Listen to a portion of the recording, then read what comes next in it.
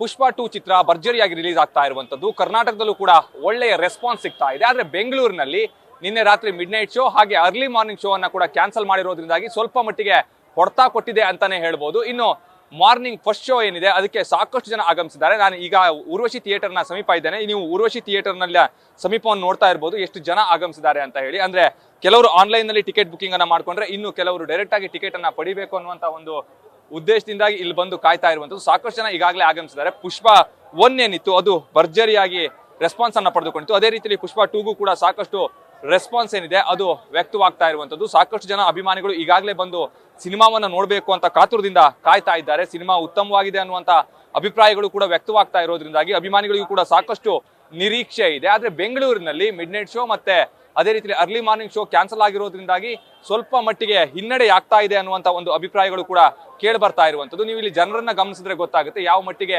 Craze ಇದೆ ಅನ್ನುವಂಥದ್ದು. ಬೆಂಗಳೂರಿನ ಹಲವು ಚಿತ್ರಮಂದಿರಗಳಲ್ಲಿ ಈಗಾಗಲೇ ಚಿತ್ರ ಬಿಡುಗಡೆ ಆಗ್ತಾ ಇರುವಂತದ್ದು. ಬೆಳಿಗ್ಗೆ 6:00 ಮೊದಲ ಶೋ ಪ್ರಾರಂಭವಾಗ್ತಾ ಇದೆ. ಆ ನಿಟ್ಟಿನಲ್ಲಿ ಸಾಕಷ್ಟು ಜನ ಅಭಿಮಾನಿಗಳು ಚಿತ್ರವನ್ನ ನೋಡಬೇಕು ಅನ್ನುವಂತ ಒಂದು ಉದ್ದೇಶದಿಂದ ಈಗಾಗಲೇ ಆಗಮಿಸಿದ್ದಾರೆ. ಇನ್ನು ಸಾಕಷ್ಟು ನಿರೀಕ್ಷೆ ಕೂಡ ಇದೆ. ಯಾಕೆ ಅಂತ ಹೇಳಿದ್ರೆ ಸಾಕಷ್ಟು ಕಡೆಗಳಲ್ಲಿ ಈ ಒಂದು ಚಿತ್ರಕ್ಕೆ ಅದ್ಭುತವಾದಂತಹ ಒಂದು ರೆಸ್ಪಾನ್ಸ್ ಬರ್ತಾ ಇರೋದ್ರಿಂದಾಗಿ ಅಭಿಮಾನಿಗಳಲ್ಲೂ ಕೂಡ ಸಾಕಷ್ಟು ನಿರೀಕ್ಷೆ ಇದೆ. ಒಂದು ಉತ್ತಮವಾದಂತಹ ಚಿತ್ರವನ್ನ ನೋಡ್ತೀವಿ ಅನ್ನುವಂತ ಒಂದು ಭಾವನೆಯಿಂದ ಈಗಾಗಲೇ ಇವರು ಈ ಒಂದು ಚಿತ್ರಮಂದಿರಕ್ಕೆ ಬರ್ತಾ ಇರುವಂತದ್ದು. ಒಳ್ಳೆಯ ರೆಸ್ಪಾನ್ಸ್ ಏನಿದೆ ಅದು ಸಿಗ್ತಾ ಇದೆ. ಅದರಲ್ಲೂ ಕೂಡ ಕರ್ನಾಟಕದಲ್ಲಿ ಪುಷ್ಪ 2ಗೆ ಒಳ್ಳೆಯ ರೆಸ್ಪಾನ್ಸ್ ಸಿಕ್ಕಿದೆ ಅಂತಾನೆ ಹೇಳ್ಬೋದು. ಮೊದಲ ದಿನ ಸಾಕಷ್ಟು ಜನ ಅಭಿಮಾನಿಗಳು ಈಗಾಗಲೇ ಸಿನಿಮಾವನ್ನ ನೋಡೋದಕ್ಕೆ ಬಂದಿರೋದ್ರಿಂದಾಗಿ ಚಿತ್ರತಂಡ ಸ್ವಲ್ಪ ಮಟ್ಟಿಗೆ ಗೆದ್ದಿದೆ ಅನ್ನುವಂತ ಅಭಿಪ್ರಾಯಗಳು ಸಾರ್ವಜನಿಕ ವಲಯದಲ್ಲೂ ಕೂಡ ವ್ಯಕ್ತವಾಗ್ತಾ ಇರುವಂತದ್ದು. ಕ್ಯಾಮರಾ ಪರ್ಸನ್ ಶ್ಯಾಮ್ ಜೊತೆ ಪ್ರಜ್ವಲ್ ನಿಟ್ಟೂರ್, ನ್ಯೂಸ್ ಫಸ್ಟ್, ಬೆಂಗಳೂರು.